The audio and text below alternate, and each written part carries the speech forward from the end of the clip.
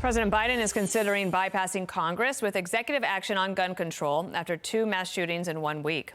The latest attack on Monday. A gunman opened fire in a Colorado grocery store, killing 10 people, including a police officer.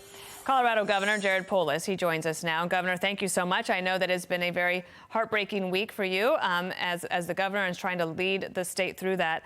What would you like to see happen? Is there a law in your mind that could pass that could both be constitutional and deal with these problems to prevent such shootings?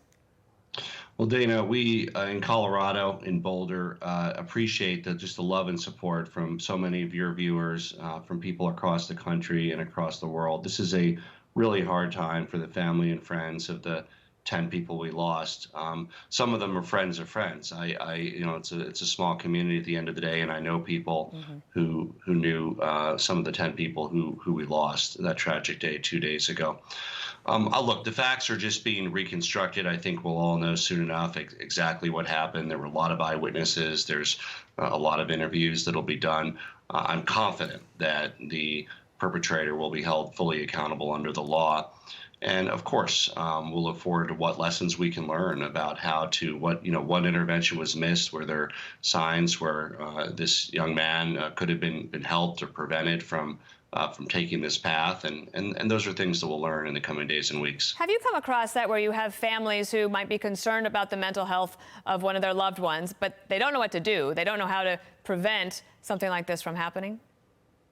Yeah, absolutely. And I think, again, we'll know exactly what the case is here soon. But it sounds like from some of the initial interviews, the brother, the parents, some of them had, concerns about this young man. There is help out there. And in our state, we have a hotline that we've been getting out and posting about. And in other states, there's other resources.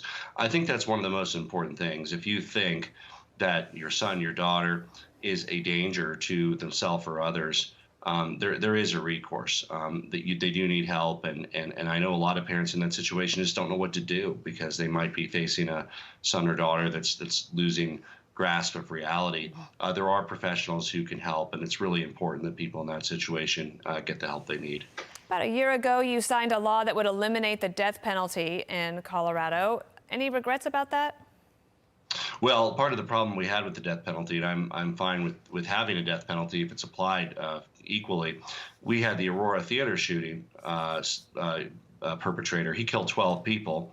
The jury didn't give him the death penalty. And we had people that killed 1 or 2 people that were getting the death penalty on death row. So it didn't make any sense. This guy probably wouldn't have gotten the death penalty. I mean, if you're going to have a death penalty, you got to have the criteria and say, okay, if you kill how many people do you get it? It simply really destroys the public trust if somebody who kills 12 people doesn't get it and somebody who kills 1 person gets it. So that would be my advice to any states with regards to the death penalty. I saw last night some video from a constituent of yours, somebody who said, of course they love Colorado. I love Colorado, you know that. But he said, looking at Columbine, Aurora, and now this King Super shooting in Boulder, that there is a dark, sad reality in Colorado. You as the governor, as the leader of the state, what would you like him to know?